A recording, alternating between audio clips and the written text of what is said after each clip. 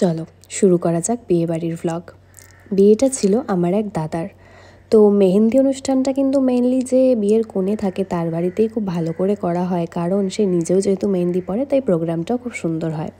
But আমরা ছেলেপক্ষ হলেও আমাদের বাড়ির মেহেন্দি অনুষ্ঠানও কিন্তু কিছু কম যায় না, কারণ আমাদের এখানে এত দিদিরা, বোনেরা আর এত বৌদিরা, আমরা সবাই মিলে একসাথে হই হুল্লোড় করলে কিন্তু কোনো অনুষ্ঠানই খুব একটা খারাপ যায় না।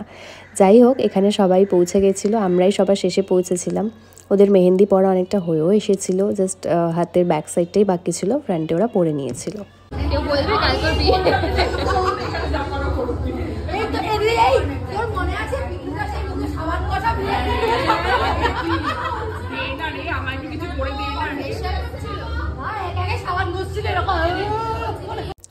আর আমার এই সিম্পল লুক, কারণ আমি আই মেকআপ কিছুই করতে পারবো না বিয়েবাড়ির মধ্যে, তো আমি নর্মাল একটা সিম্পল লুক নিয়ে চলে এসেছিলাম।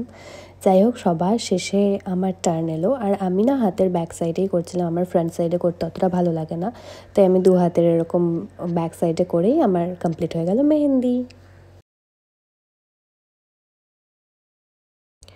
তারপর আমরা চলে গেলাম ছাদে গিয়ে দেখলাম কালকে হলদির জন্য, মানে গায়ে হলুদের জন্য অলরেডি সাজানো হয়ে গেছে। তো আমরা ওখানে গিয়ে একটু নাচ করলাম, একটু সবাই মজা করলাম।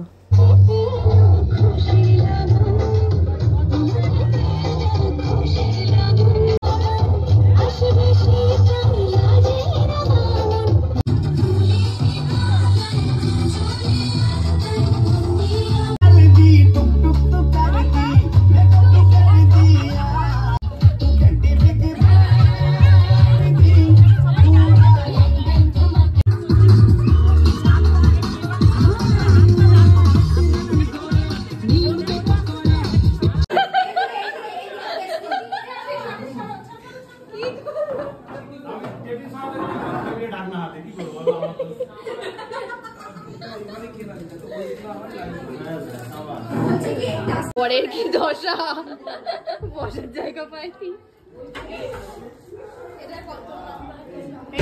লেখা হচ্ছে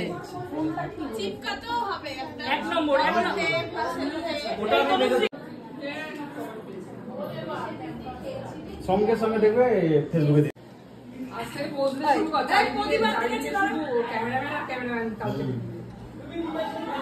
এই ক্যামেরা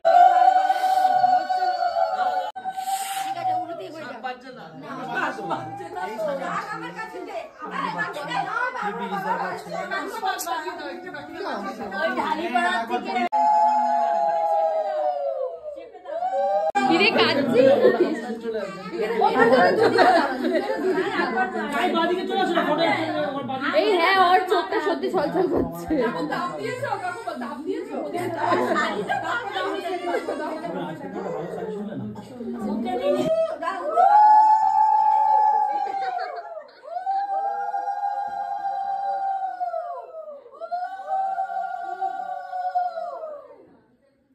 কাল থেকে বউয়ের হাতে খাবি।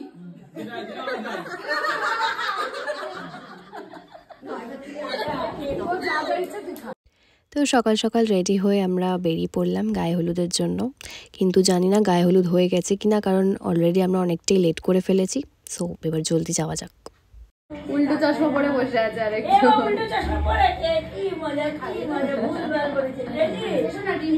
গিয়ে দেখলাম কিছুই হয়নি, বর এইভাবে ঘুরে বেড়াচ্ছে, ওর ঠান্ডা লেগেছিল তাই জন্য। যাই হোক, দেন আমরা তত্ত্ব নিয়েও বেরিয়ে পড়েছিলাম, তত্ত্বগুলো আর কি গাড়ি অবধি রাখতে যাচ্ছিলাম, পুরোটা যাব না কারণ প্রচণ্ড রোদ, আর এদিকে আমাদের আবার জল ভরতেও যাওয়ার ছিল।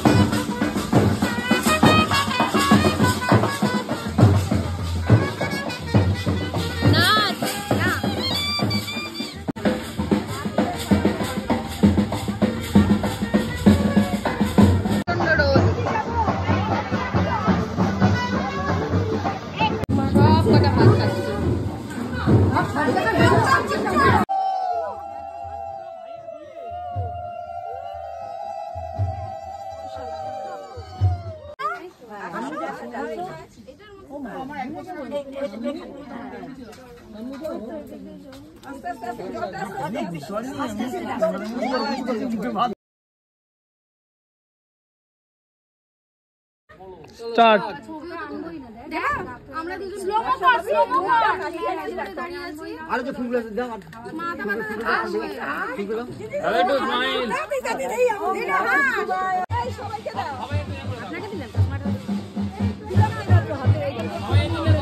তারা বেরোচ্ছি।